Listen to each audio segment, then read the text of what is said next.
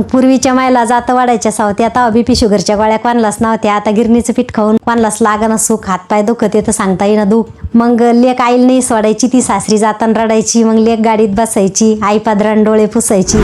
दीपक, आता नागपंचमीचं सण आहे, तर तुझं मन काय आहे?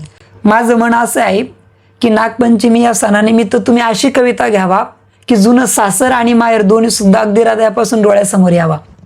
आणि तुमची कविता ऐकून आपल्या सर्व यूट्यूब फॅमिलीचं सुद्धा मन आनंदून जावा, अशी माझी इच्छा आहे. आणि तुम्ही बघू शकता, इकडं सासर आहे, तिकडं माहेर आहे. एक भाऊ आपल्या बहिणीला बैलगाडीमध्ये नेण्यासाठी आलेला आहे. राजा सर्जाची आपल्याला जोडी दिसती. एकंदरीत जुन्या काळातल्या सगळ्या आठवणी एकदम अशा ताज्या झाल्या पाहिजे आपल्या सर्व यूट्यूब फॅमिलीच्या. करू का मग सुरुवात आता? हो आई हो. पूर्वी नव्हते फोन, नागपंचमीचा यायचं सण तर आनंदून जायचं मन.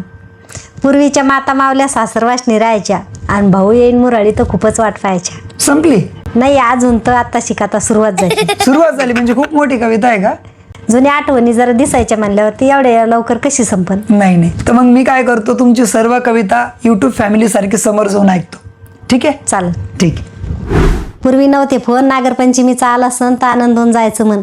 पूर्वीच्या माता मावल्या सासरवासनी राहायच्या, भाऊ येईन मुरळी तर खूपच वाट पाहायच्या. भाऊ यायचा मुरळी मन व्हायचं मोठं, त्या दिवशीचा आनंद मात नव्हता कुठं. भाऊ आला मुरळी तो पलंगावरती बसायचा, सासऱ्याला मान मग सासूबाईल पुसायचा. आठवण आली आईला, पाठविता का कसं मी मुळं आलो ताईला. सासूबाईन म्हणायचं अगोदर घे जेवून, 2 दिवसासाठी जाणं भाऊ घेऊन. मग सुनबाई निघायच्या सासरी, मन नाही मोडायचं, सासू आणि सासऱ्याच्या पायातीन पडायचं. बैलगाडी असायची, बहीण गाडीत बसायची. मग राजा सर्जानं चालायचं, मायाप्रेमानं असं बहीण भावानं बोलायचं. तो मायाप्रेम यागळा, इळ जायचा सगळा. मग ती माहेरी जायची, आईबापाला पाहायची, आईबापाला बोलायची, हंडा हंडा पाणी आई नाव घालायची. मग ते आले की ना आईबापापाशी बसावा, तो माहेरचा इसावा. मग मैत्रीण दिसायच्या, त्या खुशाली पुसायच्या. मग मैत्रीण सारे मिळायच्या, खुशाल झोके खेळायच्या. नागपंचमीचे गीत पूर्वी होती अशी रीत.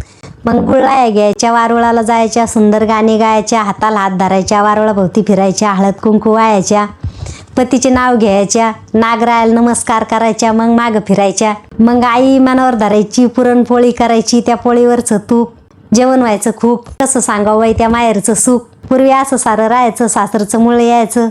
मग गाडी वाजायची खळखळ, बापाची धावपळ, बाप उभा राहायचा, सासऱ्याला मान द्यायचा. मग बाप जायचा बाजारी, आई करायची शिदोरी. मग माहेरचा थाट, जरीच्या साडीला करून दी काट.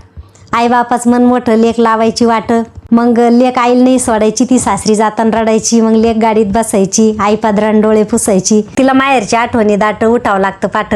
पाठ पाठ कवा? कोंबड्यान बाग द्याला तवा. ती म्हणायची आई उठावं लागतं पाठ, उठावं लागतं कवा. कोंबड्यान बाग द्याला तवा. मग सोपात दाणे असायची, ती जात्यावर बसायची, जातं वडून पाहायची. तिला माहेरची आठवणी यायची.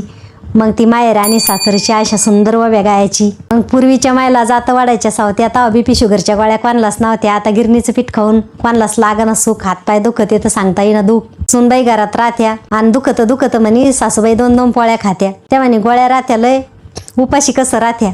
नाही जर कधी खाल्लं तर डोळ्याला अंधाऱ्या येत्या.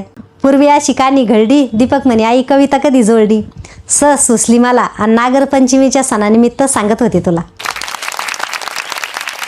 आली कलालीन नाव तिच रुबी, धोब्याची तबी करीत खुबी, जोका खेळूया आजू. मुसलमानाची आली फातिमा, जोका खेळूया. तर मागच्या वर्षी वडिलांनी सुद्धा नागपंचमीसाठी अप्रतिम असा पाळणा गायला होता. त्या पाळण्याची लिंक मी कमेंट बॉक्समध्ये टाकतो. सोबतच तुम्हाला इथे सुद्धा व्हिडिओ दिसत असेल, इथे क्लिक करून सुद्धा तुम्ही हा संपूर्ण व्हिडिओ बघू शकता. धन्यवाद.